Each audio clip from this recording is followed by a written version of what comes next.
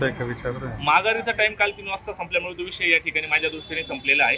आणि जर मला आता आपल्या माध्यमातून कळतंय की उदय सावंत साहेब आणि गिरीश भाऊ महाजन दोघे नाशिकमध्ये त्या ठिकाणी आलेले आहे आणि जर त्यांना कदाचित मला भेटायचं असेल त्यांनी मला कॉल केला तर मी नक्कीच त्यांच्या भेटीला जाईल. पण निवडणुकीतून माघार आता होऊ शकत नाही. लोकशाहीमध्ये जाहीर पाठिंबा हा विषय येत नाही. जो काही याचा निवडणुकीचा जो काही नियम अटी असतात त्याच्यामध्ये काल 3 वाजेनंतर माघारीचा कुठलाही विषय राहिलेला नाही. काल या सगळ्या नाट्यमय घडामोडींमध्ये तुम्हाला निलेश बोरा यांनी देखील फोन केलेला होता, तुमच्या बंधूंनी फोन केला होता, तुम्ही 5 मिनिटात पोहोचणार होते. नेमकी मध्ये असं काय घडलं की तुम्ही माघारी घेऊ शकता? नाही, काल त्या ठिकाणी मला गिरीश भाऊ महाजनांचा सकाळी फोन झालेला, आमची सविस्तर चर्चा पण झाली होती आणि आमची भूमिका गणेश भाऊंची माझी स्पष्ट झाली होती की आपण या निवडणुकीतून माघार द्यायची.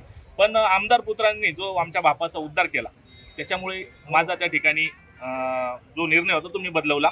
मला काल त्या ठिकाणी निलेश भाऊ बोरांचे असतील, ज्ञानेश्वर गामणे असतील यांची त्या ठिकाणी 100% मला 2:30 वाजेनंतर खूप फोन झाले. पण मी माझ्या निर्णयावर ठाम राहिलो आणि मला मतदारांचा पण खूप आग्रह होता की भाऊ आपण या निवडणुकीमध्ये कंटेन करावं, पुढे जावं आणि निवडणूक आपण लढवावी. कुणाल दराडे म्हटलं की फॉरेन्सिक चार्ज केला पाहिजे की जो बॉडी क्लिप ती माझी नाही आहे.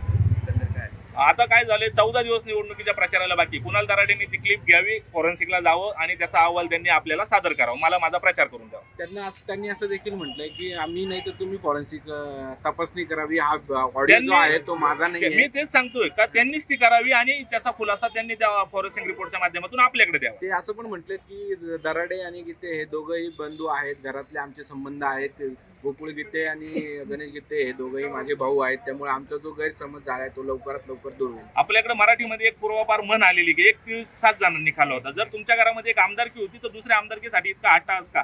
74 वर्षाच्या ज्येष्ठ उमेदवारासाठी माझ्यासारख्या 37 वर्षाच्या तरुणाला ते म्हणता का तू म्हातारा झालाय का, तुला परत संधी येणार नाही, की कुठली भाषा? त्यांनी शिवराळ भाषा वापरण्याऐवजी किशोर दराडे जर माझ्यापर्यंत आले असते, मला नम्र विनंती केली असते तर नक्कीच काहीतरी त्या ठिकाणी माझा निर्णय बदललेला असता. आता याच्यामध्ये असं वाटतं की निवडणुकीमध्ये तुमचा विजय होईल आणि याबद्दल काय तुम्ही कशा पद्धतीने पाहता? निवडणुकीचा जय विजय पराजय हा मतदारांच्या हातात असतो आणि या मतदारांची इच्छा आहे, हा निष्क्रिय उमेदवार त्यांच्यावर लादलेला आहे, त्याबद्दल ते पुढे त्या ठिकाणी सक्रिय किंवा पॉझिटिव्ह नाही आणि त्यांचा नक्कीच मला मोठ्या संख्येने पाठिंबा मिळेल. फक्त त्यासाठी मला उमेदवारांपर्यंत पोहोचावं लागणार आहे आणि जर आपण मला ती संधी आजपासून दिली, काय होतंय मी कालपासून प्रचारात आहे पण मला वारंवार त्या ठिकाणी आपल्याला भेटावं लागतंय.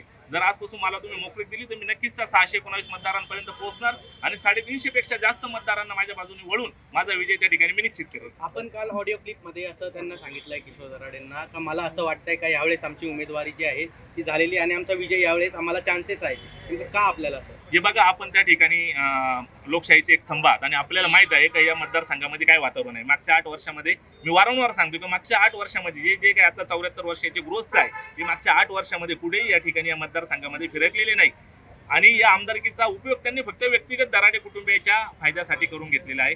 तसं मला या ठिकाणी पुढच्या 6 वर्षात जर या मतदारांनी आमदार म्हणून या मतदारसंघात जर काम करण्याची संधी दिली तर मी 24 तास रिचेबल राहील. मी फक्त काल मी तुमची माफी पण मागितली, फक्त मी काल 6 तास नॉट रिचेबल राहिलो, पण ते पुढील 6 वर्षासाठी रिचेबल राहण्यासाठी राहिलेलं आहे. ओके.